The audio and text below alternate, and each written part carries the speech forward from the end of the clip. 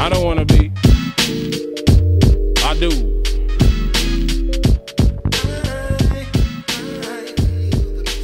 I'm feeling goofy.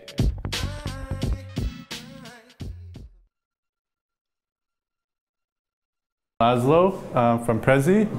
We're in Budapest, and we're using a lot of hacks. So just about the company, we're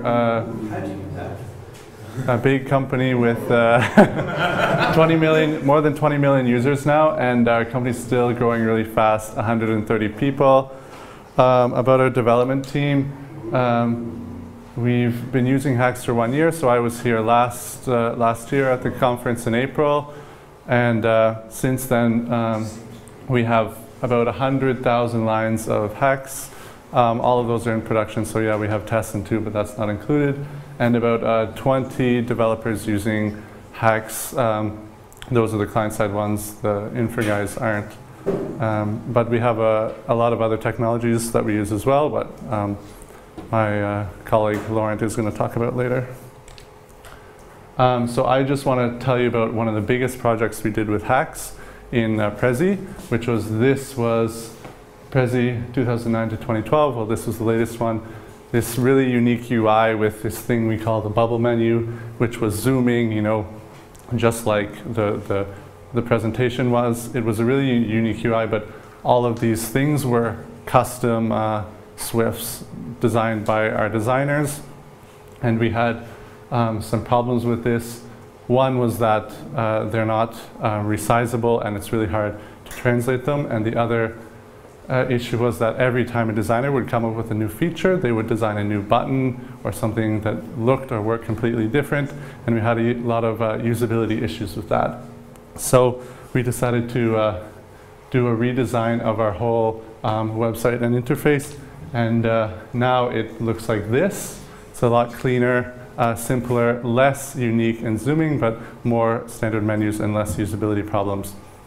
So the technical aspects of this, we needed a UI technology which gave us consistent design, supported translations, internationalization, and was fast to develop. So this for us meant reusable widgets with automatic sizing and layout. And we also want it to be multi-platform, but not multi-platform in that it supports all the targets like Hacks does, just that it's not Flash specific, because we don't want to be relying on those APIs. So these reusable widget automatic sizing is not new. This is the exact same model that is used by GTK and Qt. Those are the ones that I'm familiar with. I'm sure Windows and Mac have similar concepts for their UI frameworks. So why did we invent our own UI library instead of using Cocktail or something like that? The first one we needed Flash and JavaScript, but we didn't really care about the other targets. And we need a box model because we don't like writing UIs in HTML. It wasn't designed for that. We think that the box model works much better. And our UI library is very specific to our UI redesign.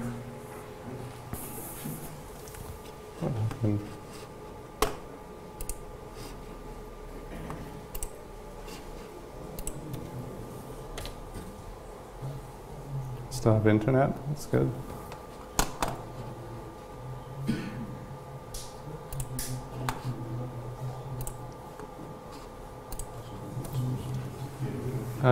So for example, we don't do CSS like Cocktail does. We have limited styles and mixed rich text support. Can you just restart TeamViewer? It has crashed, so it's not streaming. What? Just gonna. It's good? Okay, sorry.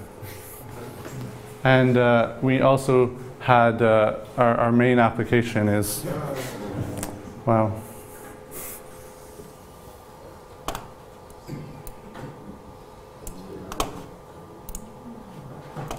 Oh. So our main application is a legacy Flash application, and we needed to interface. So we needed some very Prezi specific things in the UI library to do that. So this is the interface, and I'm going to show you how it works just by explaining the buttons on the top menu there, the present button and the exit. So the way it works is you have a display route, which is your screen, like the stage, and then we have a horizontal box, and which is a child of the display route, and 2 buttons there. And the display route sends down a size request, and the horizontal box just asks its children what minimum sizes it needs, adds them together, and returns that as its minimum size. Really simple. Once that's done, then you do the size allocation, which is if the screen has more space than the horizontal box asks for, it can expand horizontally. And so this is what you get. You have a display route in each box and 2 buttons, and because the screen was wider, there's some extra space in the middle, and so when you resize, this one will automatically stay on that side, and that one will automatically stay on that side. This is how GTK works, and Qt as well. There's some really cool things in our particular UI library that we get from having this, our own size request algorithm. One is that, I don't know if you can see it on the screen, but there's these little arrows, these little triangles pointing up to the button that created the menu. And what you can see here is that this one is on the left-hand side, so here's the edge of the screen, and here's the edge of the screen for this one. And so the pop-ups are aligned to the edge of the screen, and the arrows are automatically positioned in the middle of the button that was associated with that menu. And this is done just by hooking in to the layout. So when the menu is positioned, we can move this arrow inside the menu so that it appears in the right spot. And that's all done automatically by the layout algorithm. So the really hack-specific thing that I want to tell you about is how we did localization. So here you can see this is our regular English interface, and this is in Korean. And the way it works is using macros. So this is your button class, the setText method, and this part is the macro. And the first thing it does is it checks your typography when you pass in a string. So it checks that developers like to use these ASCII quotes. It will complain and tell you that you should use the real Unicode quotes so that your text looks good with the font that the designers have chosen. Same thing, this is a hyphen, this is an EM dash. They're used for different things. It's harder to tell, but the compiler will try to warn you if you use it in the wrong situation. So once it's checked that the typography is okay on that string, then it puts it into this string.h, and it just makes this fake C code, which the reason is because getText can parse C files.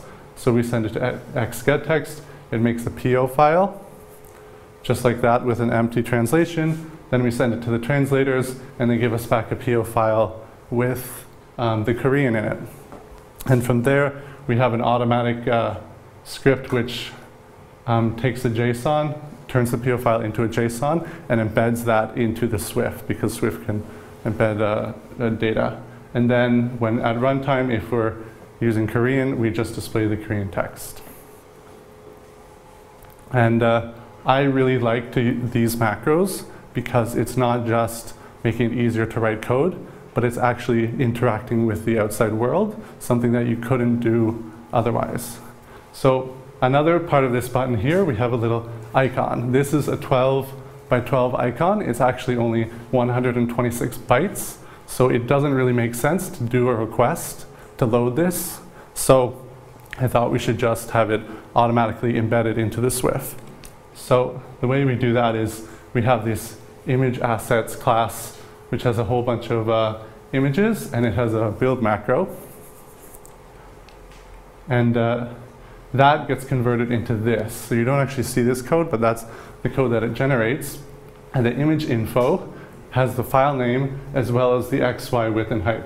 the width and height are there so that we can do the sizing of the widget before the image has loaded. We don't have to wait asynchronously. We know how big it is going to be because it's there at compile time. The X and the Y is also there so that we can do image sprites, but we don't really use that right now. In Flash, you don't need to do image sprites, so it remains 0, 0. Yeah? So do you open the file at compile time? Yeah, so this is the really cool part of this one, that it's actually type checking your assets directory. So it's checking that the file is there, it's opening and checking that it's actually a PNG and that it has a size. And so if you accidentally delete a file from your resources directory, then the compiler will complain and tell you where it was used in your code. So then it generates this, which is, another Hex thing which generates an embed code, as the same as an embed code in ActionScript 3. And that then appears in the button. And it's all done automatically. All you have to do is put the image in the directory. So unfortunately, our UI library doesn't solve everything we wanted to do.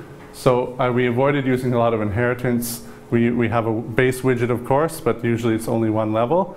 There are a few cases like toggle button, menu button, that we have some deep inheritance we would like to get rid of. We didn't do anything about event listeners, unfortunately. It's a different API, but it's the same concepts as Flash, and it doesn't solve any of those problems. And also inconsistent states. So like any online application, Prezi uses a lot of feature switches.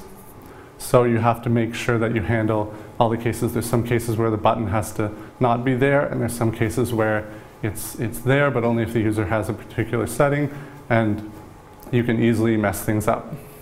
So we're continuing working on our UI tools. So our next idea is FRP. Maybe we had an introduction. Maybe that seems complicated, but it seems to solve a lot of the problems that we're having with the UI. So pure functions and contain state in one location so that you don't get these inconsistent states, and using signals instead of events. So you're working with streams of information instead of having to hook and unhook all your event listeners manually. So my question is, if you don't have event listeners and inheritance, can you do a UI library without these? I hope so. That's our next challenge. Thanks.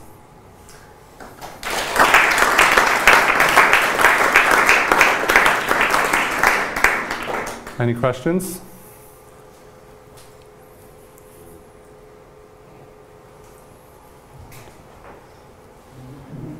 Yeah. Right, here's You said you wanted to get away from the dependency on Flash, and you've got JavaScript as well. Is that using Enemy or something, or have you got? Is it working with the DOM, or how's the JavaScript section work? So for the UI, yeah, the UI library that we wrote, it can compile to Flash or JavaScript using the DOM. Oh, okay. But for the presentation rendering, we don't use the DOM or Enemy or any technologies like that. Yep. And Laurent will talk about that next. Yep, cool.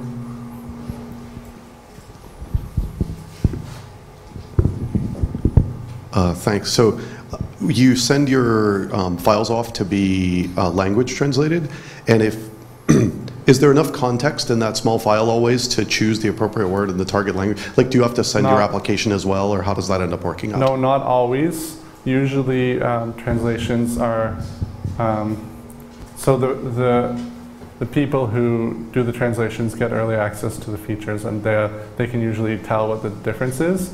But we try to, we have a little comment on top of that get text preserves in the PO file. So if you have access to the code, you can go back and see where it actually was used. And that was one of the hard things, because getText isn't parsing the hex code directly. We have to put the line number in there and then give the switch -- add comments to have it preserve the comments through to the final file. But it's still there, so you can find it. Anyone else? Okay, thank you.